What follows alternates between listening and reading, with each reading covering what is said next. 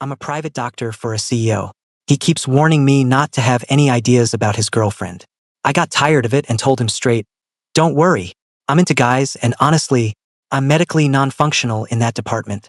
No capability at all. Turns out he told his best friend. Later, at his request, I treated his friend's gunshot wound. The man stroked my chin and said, you fixed me. Now let me fix you. I said, I'm not sick. He smiled. Really? Because John told me you're medically non-functional. Chapter 1, Midnight Callout.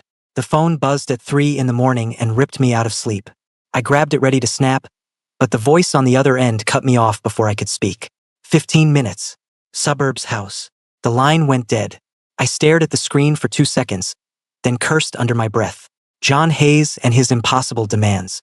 Working for him felt like collecting hazard pay for emotional damage.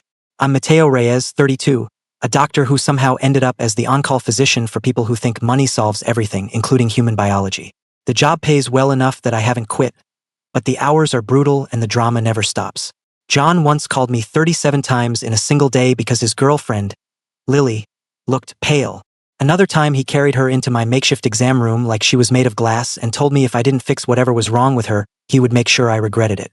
I ran every test I could think of while he hovered, reminding me every 5 minutes not to get any ideas about Lily. She was beautiful in that fragile way some people find irresistible, but I had no interest. None. After the exams came back clean except for mild malnutrition, I handed him the stack of results and said she just needed to eat more. He scowled like I'd insulted his entire bloodline. She fainted. How is that normal? Lily leaned against him, eyes half closed, wrists so thin they looked breakable. I kept my tone even. She's hungry. Feed her. John stared at me like I'd suggested something criminal, but he left without another threat. Since then, the calls kept coming. Lily's hands were cold. Lily couldn't sleep. Lily seemed tired. I started muting my phone at night, but John always found a way through. This time I assumed it was another Lily emergency. I threw on clothes, grabbed my kit, and drove out to the suburbs in the dark. When I walked into the living room, Lily was standing by the couch, eyes wide and anxious. She pointed without a word. A man I'd never seen before lay there, shirt soaked dark with blood, abdomen leaking steadily onto the leather. The metallic smell hit me hard. Sleep vanished. This wasn't a faint or a fever. This was a gunshot. I dropped to my knees beside him. The man's chest rose and fell in shallow bursts, face pale, lips almost white from blood loss. His eyes cracked open as I reached for his shirt. Before I could pull the fabric aside, his hand clamped around my wrist. Strong grip for someone bleeding out. John sent you. His voice was rough but steady. He scanned my face, then gave a crooked smile that didn't match the situation. He really knows what I like. The comment landed somewhere between confusing and inappropriate. I tried to tug my hand free. He didn't let go. I met his eyes, kept my expression blank, and with my free hand reached into my kit for the preloaded syringe I always carried for emergencies like this. 30 seconds later, I pressed the needle into the back of his hand.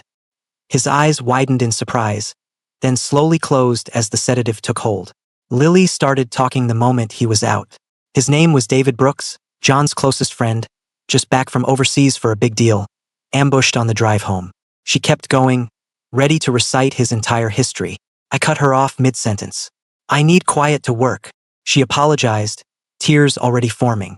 I'd seen her cry enough times to know it was automatic. It's fine. Just stay back. I worked fast, cleaned the entry wound, checked for exit, packed, stitched, bandaged. The bullet hadn't hit anything vital, but he'd lost enough blood to make recovery slow.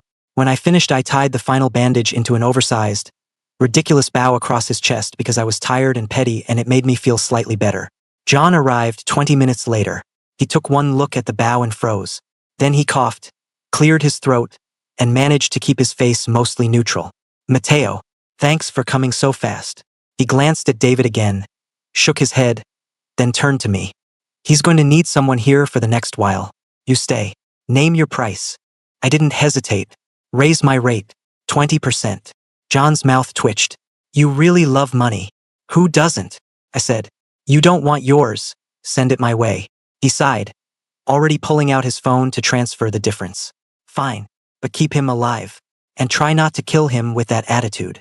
I looked down at David, still unconscious, the absurd bow still in place. He looked peaceful now, almost harmless.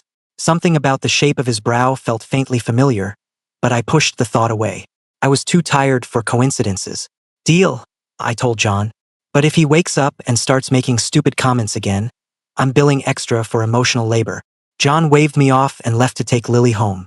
The house went quiet except for David's steady breathing. I sat on the edge of the couch, Kit still open beside me, and watched the bandage rise and fall. For the first time in a long time, the job felt like more than just another paycheck. I had no idea how wrong I was. Chapter 2. The Demanding Patient. David woke up around noon the next day, groggy but already talking. He blinked at the ceiling, then turned his head toward me where I sat in the armchair with my laptop open, pretending to review charts. His voice came out rough from the sedation and blood loss. Doctor, water. I closed the laptop, stood, and handed him the cup from the bedside table. He took it, drank half in one go, then handed it back like I was staff. Thanks. Now help me sit up. You're supposed to rest flat for another 12 hours. I've been flat long enough. My back hurts. He gave me a look that was half challenge, half expectation. I sighed, moved to the bed, and adjusted the pillows behind him while supporting his shoulders. He leaned into the movement more than necessary, close enough that I caught the faint scent of antiseptic and whatever expensive cologne still clung to him. Once he was propped, he stretched his good arm and looked around the room like he owned it, which, knowing John, he probably could have if he wanted. You're staying here full-time now? John's orders. Extra pay. David's mouth curved. Smart man. How much did he offer? Enough. I checked the bandage through his shirt without touching more than needed. No bleeding through. Good. Now lie still. He ignored that. You didn't answer my question last night. I raised an eyebrow. Which one? Your number. Phone number. He said it casually, like asking for the Wi-Fi password. I busied myself with the 4-line. I don't give my personal line to patients. I'm not just any patient. I'm the one who almost bled out on your watch. You're the one who got shot. Different thing. He laughed, short and low. Fair. But John trusts you.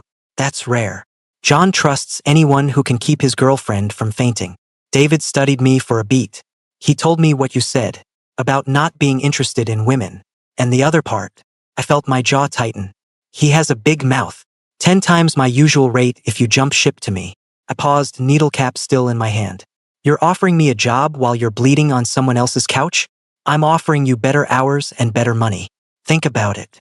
I capped the needle and dropped it into the sharps container. I'll think about it when you're not high on pain meds and trying to poach me from your best friend. He grinned, unrepentant. Noted. The afternoon dragged. David was restless. He wanted the TV remote, then complained the channel was boring. He asked for his phone, scrolled for 5 minutes, then tossed it aside and called my name again. Doctor. What now? Food. Something real. Not that hospital tray crap. You're on clear liquids for 24 hours. I'm starving. Broth at least. With actual flavor. I went to the kitchen, found a carton of chicken stock, heated it slowly with a pinch of salt and a few shreds of leftover chicken John had in the fridge. When I brought it back, he eyed the bowl like it was a 5-course meal. Feed me. You have one working arm. It's the wrong one. He lifted his uninjured hand in demonstration. See? Useless. I sat on the edge of the bed, spooned up a small amount, blew on it and held it to his mouth. He took the bite, chewed slowly, then swallowed. Hot. You're welcome. He took another spoonful, watching me the whole time. You're good at this. It's my job. No. You're careful. Most doctors aren't. I didn't answer. I kept feeding him until the bowl was half empty. He didn't complain again about the temperature. When he finished, he leaned back, satisfied. You ever think about private practice? Just one client. Me. I'd get bored. You wouldn't. I'm high maintenance. Understatement. He laughed again, softer this time. Night came fast. I dimmed the lights, checked his vitals one last time, and headed for the guest room down the hall. I'd barely closed the door when my phone rang. David. I answered. What? I can't sleep. Take the pill I left on the table. I don't like pills. Then count sheep. Too boring. Come talk to me. I pinched the bridge of my nose. I'm not your babysitter. Please. His voice dropped, almost playful. It's dark in here. I stood in the hallway for 10 seconds debating whether this was worth the paycheck. Then I walked back. He was sitting up again, sheets pooled around his waist, looking far too alert for someone who'd been shot less than 24 hours ago. I stayed by the door. What do you want? Sit. He patted the mattress beside him. No, then stand there and talk. Tell me something boring. Medical stuff. I'll fall asleep. I crossed my arms. You're impossible. Part of my charm. I gave in, moved to the chair instead of the bed, and started reciting basic post-op care instructions. He listened, eyes half closed, but every time I thought he was drifting, he asked a follow-up question. After 20 minutes, I ran out of things to say. He opened his eyes fully. Sing something. I stared. I don't sing. Everyone sings when they're tired. Come on. One line. I exhaled. This is ridiculous. Please. I cleared my throat, feeling stupid, and half mumbled the first thing that came to mind. An old lullaby I remembered from childhood, the words clumsy and off-key. Hush, little baby. Don't say a word. Mama's gonna buy you a mockingbird. I trailed off after the second line. He didn't laugh. He just watched me, expression unreadable in the low light. When I stopped, he said quietly, keep going. I sang another verse, voice cracking on the high notes. It sounded terrible. I expected teasing. Instead, he stayed silent until I finished. Then, barely above a whisper, good night, Mateo. I stood, throat tight for no reason I could name. Sleep. He didn't answer. His breathing evened out almost immediately. I left the room, closed the door softly, and leaned against the wall in the hallway. Something about the way he'd said my name, soft, familiar, stuck in my chest. I shook it off. Just exhaustion. Just the weird hours. But as I walked to my own room, the feeling didn't leave. Chapter 3. The Unwanted Invitation. David ignored every restriction I'd given him. By the third morning, he was already out of bed, moving around the room like the stitches in his side were decorative. I walked in with his breakfast tray, oatmeal, nothing exciting, and found the bathroom door closed, water running. I set the tray down hard enough to rattle the spoon. David, I told you no showers yet. The wound isn't sealed. No answer. Just the steady hiss of the shower head. I knocked once. Open the door. Now. The water shut off. The door swung open before I finished the sentence. Steam rolled out, thick and warm. David stood there, one hand braced on the frame, the other holding a towel low around his hips. Water dripped from his hair onto his shoulders, tracing lines down his chest. He looked entirely too pleased with himself. You could have waited, I said. Could have. Didn't. He stepped forward to grab a towel from the rack behind me. The movement brought him close, too close. My foot slipped on the wet tile. I pitched forward. His arm shot out, caught me around the waist, pulled me upright against him. The towel he'd been holding stayed clutched in his fist. Everything else was bare skin and heat. For 2 seconds, neither of us moved. His grip was firm, steady. My palms flattened against his chest to push away, but the contact only registered how solid he was, how fast his heart beat under my hands. You okay? He asked, voice low.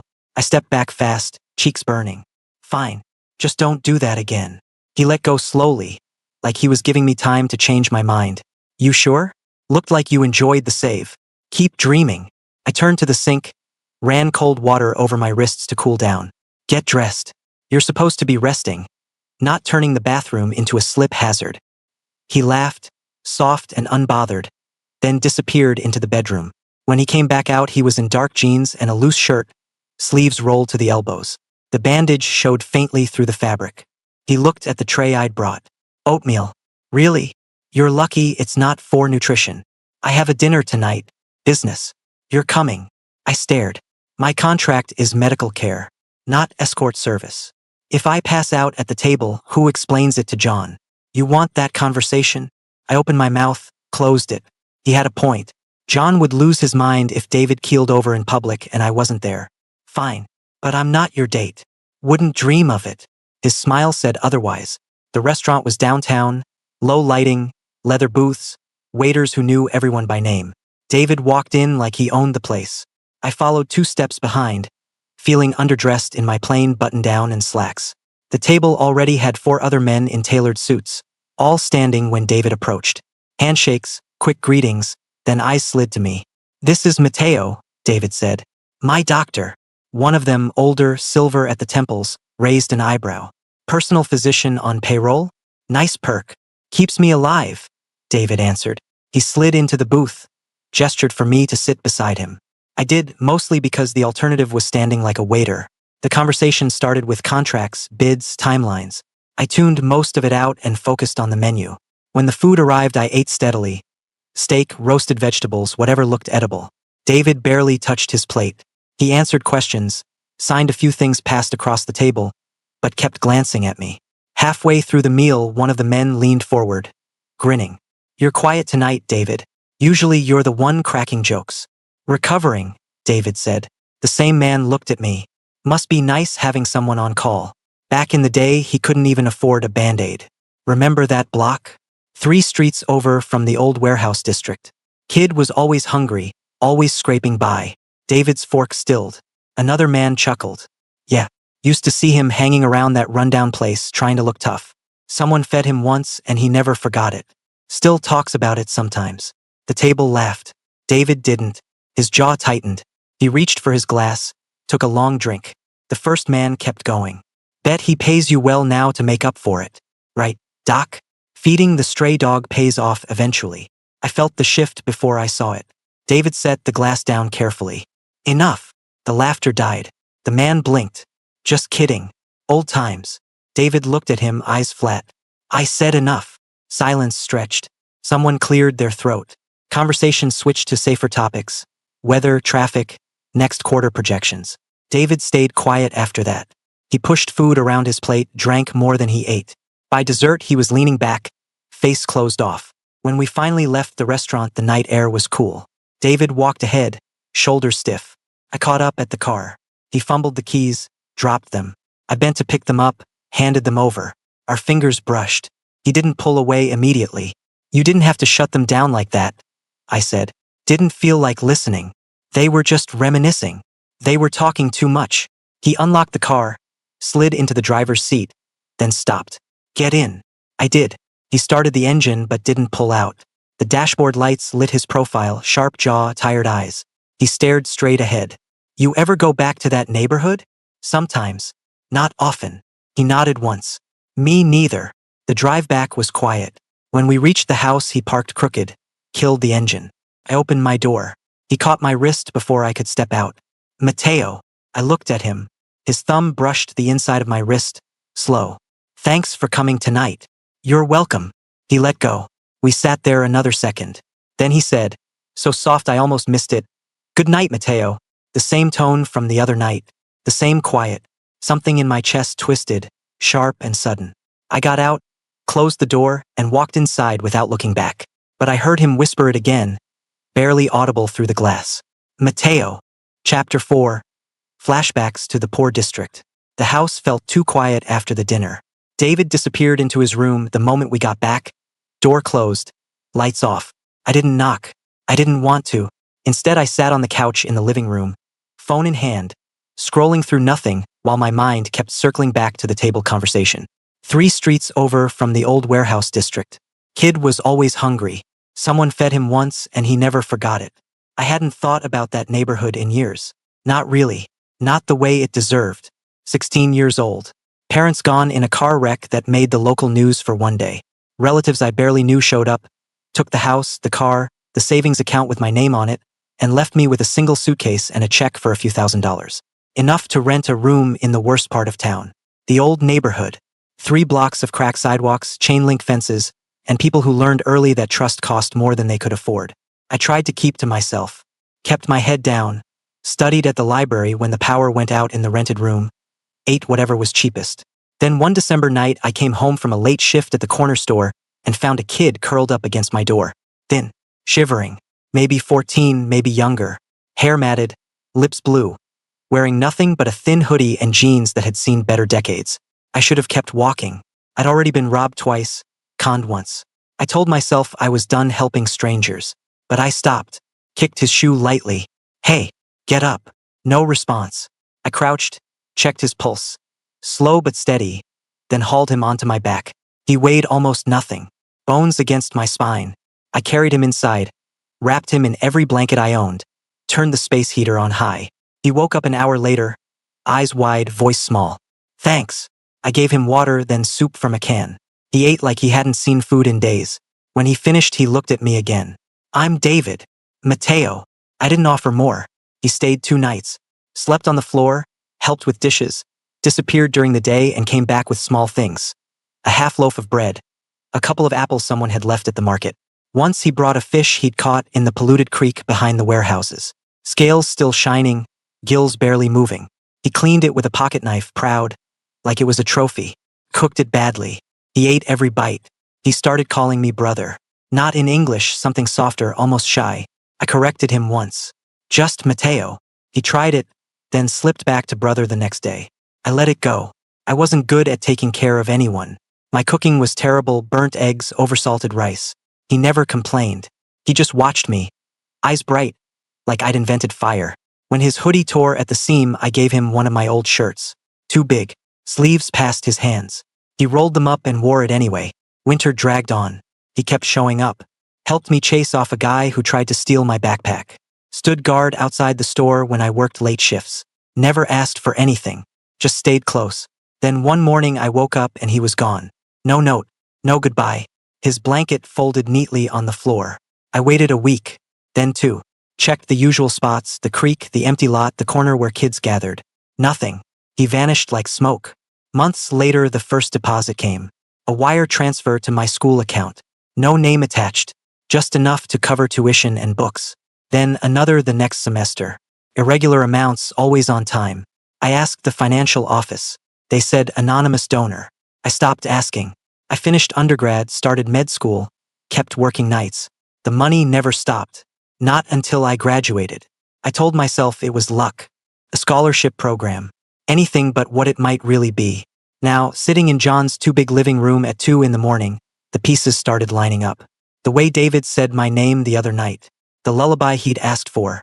The exact flavor of chicken broth he wanted, shredded meat, slow cooked, the same way I used to make it when we had nothing else. The men at dinner talking about a kid who never forgot a meal. I stood up, walked down the hall, stopped outside his door. Light under the crack. He wasn't sleeping. I knocked once. Soft. The door opened almost immediately. David stood there in sweatpants and a t-shirt, hair messy, eyes guarded. Can't sleep either? I didn't answer right away. I just looked at him. Really looked. The same brow line. The same way he tilted his head when he was thinking. The scar on his left knuckle I'd never noticed before. Probably from that time he cut himself cleaning fish. You left, I said finally. His expression didn't change. Yeah. No explanation. Didn't think I needed one. I stepped closer. You were 14. You disappeared. Then someone started paying for my school. Every semester. On time. Until I finished residency. He looked away. Coincidence. Bullshit. He exhaled, leaned against the doorframe. What do you want me to say, Mateo? The truth. My voice came out quieter than I meant. Was it you? He was silent for a long beat. Then he nodded once. Yeah. I felt the air leave my lungs. Why didn't you tell me? You were finally out. Free. I didn't want to drag you back. You think I would have seen you as a drag? I was a kid from the block. No family. No future. You had a shot at something better. I wasn't going to be the reason you lost it. I stared at him. You were never the reason I'd lose anything. He met my eyes then. Something raw there. I wanted you to have what you deserved. That's it. I didn't know what to say. The hallway felt smaller. The house too quiet. David stepped back. Go to bed, Mateo. We can talk tomorrow. I didn't move. David. He paused. I said the name I hadn't used in years. The one he'd earned scraping by in that neighborhood. Little Pear. His breath caught. Just for a second. Then he closed his eyes. Yeah, he said. That's me. Chapter 5. Sickbed Revelations.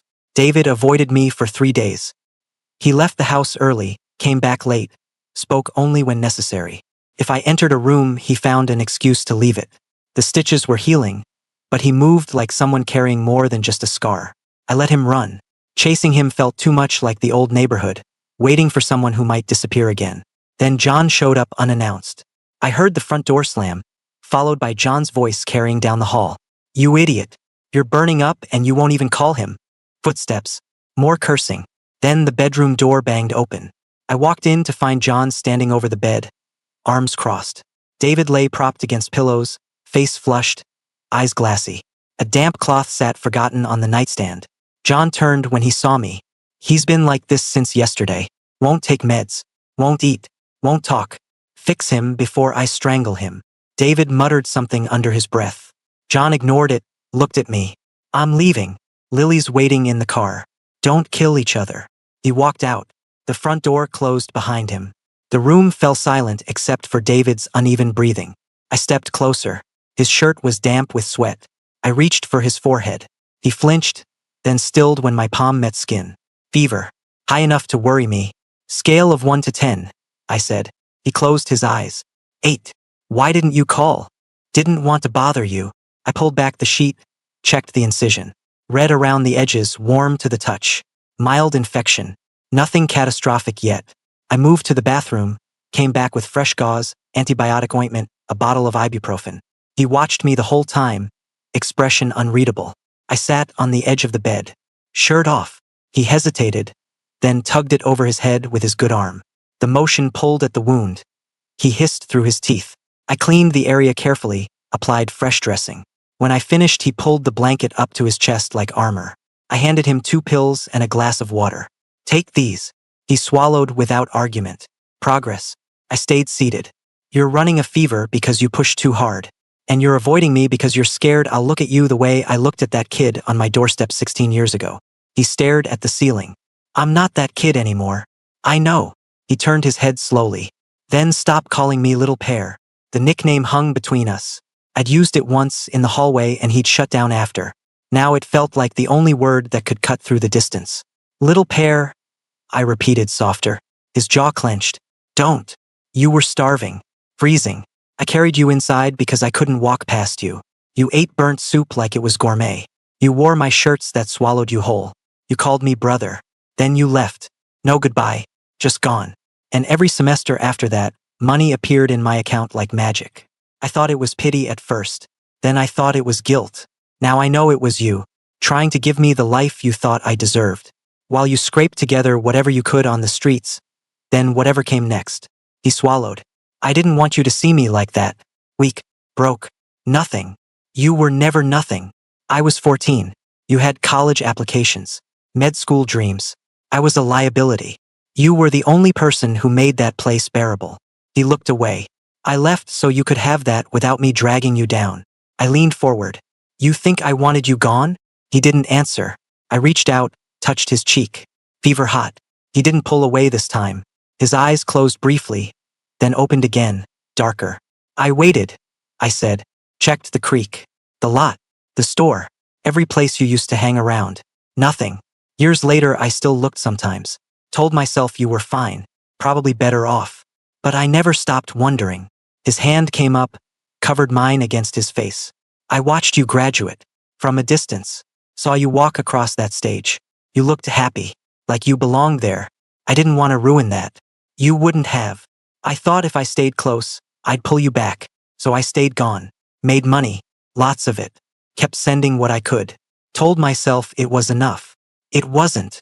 He exhaled shakily. I know. I moved closer. Look at me. He did. Eyes bright with fever and something else. I'm not looking at a scared kid anymore, I said. I'm looking at you. The man who survived that neighborhood. Who built something out of nothing. Who came back even when he was terrified I'd turn away. His thumb brushed my wrist. Slow. Deliberate. I came back because I couldn't stay away anymore. The air thickened.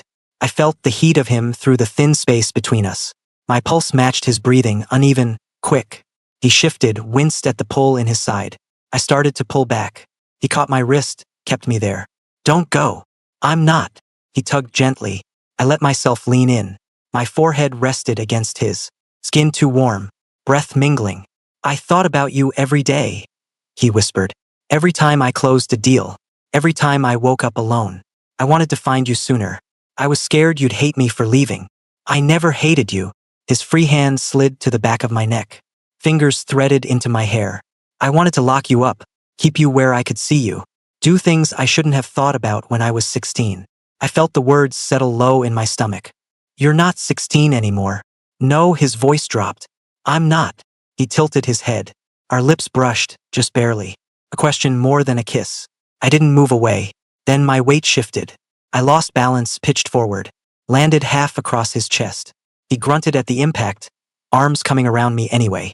I froze, suddenly aware of every point of contact. His bare skin, the hard line of his body, the unmistakable evidence that fever wasn't the only thing heating him.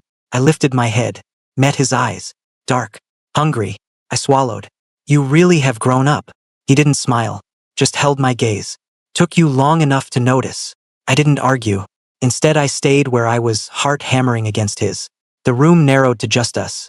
The fever-warm bed, the quiet house, the years we'd lost and the ones we might finally claim. He spoke first, voice rough. Stay. I nodded once. His arms tightened. Good. Chapter 6. The Price We Pay. John cornered me in the kitchen 2 mornings later. David was still asleep, fever broken but weak enough that he hadn't tried to sneak out yet. I was making coffee when John walked in, phone already in hand, expression somewhere between exasperated and scheming. Talk to me, he said without preamble. What's the deal with you two? I poured a second mug without looking up. There is no deal. Bullshit. He's been staring at doors like they owe him money since he got here. You're the only one he lets near him. Lily says he smiles when you walk in the room. Smiles. David Brooks doesn't smile unless he's closing a deal or drunk. I handed him the mug. Your point. My point is I'm tired of the tension. Fix it. Date him. Whatever. I'll double your salary. No, triple. Hell, 5 times. Just stop dancing around each other like teenagers. I set the coffee pot down harder than necessary. You can't buy relationships, John. I can buy a lot of things, including your patience while you figure out you want him. He tapped his phone screen. Transfers already queued. Say yes and it hits your account before lunch. I stared at the notification that popped up on my own phone. 5 figures. More than generous. More than I'd ever asked for. You're serious. Dead serious. I like you both. I hate drama. Fix this or I fire you and hire someone who won't make my best friend look like a kicked puppy. I exhaled.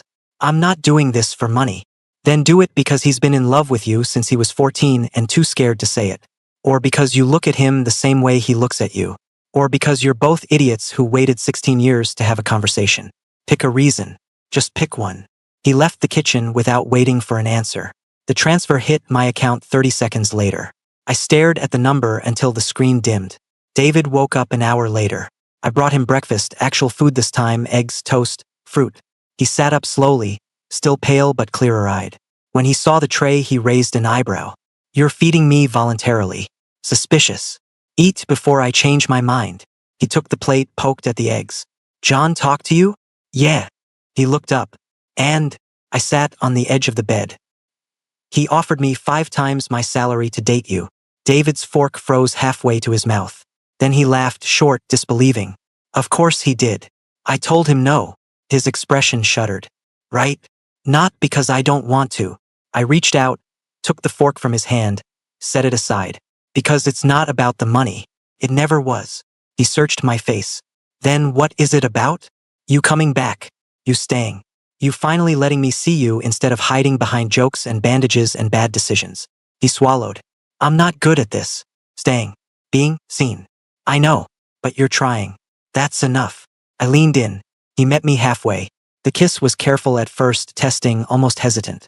Then he cupped the back of my neck, pulled me closer, and it turned deeper, hungrier. When we broke apart, his forehead rested against mine. Don't disappear again, I said. Won't. Promise. Promise. We stayed like that for a long minute. Then he pulled back just enough to look at me. So, boyfriend. I smiled. Boyfriend. He grinned wide, unguarded. The same smile he used to give when I managed to cook something edible. Good. Because I've been practicing how to say that for years. The next few days settled into something new. David healed slowly. I checked his wound twice a day, changed dressings, made him rest even when he complained. He made me coffee in the mornings, burned the toast on purpose so I'd have to make it again. We argued over stupid things, TV channels, thermostat settings, whether pineapple belonged on pizza. Normal things. Things people in relationships did. One evening we sat on the couch watching nothing in particular. His arm was around my shoulders. I leaned into him. Question. I said. Shoot. If John and I both fell in the pool right now, who would you save first? He snorted. You're asking me that? Answer. He pretended to think. John. He can't swim. You'd probably just float there complaining about the chlorine. I elbowed him.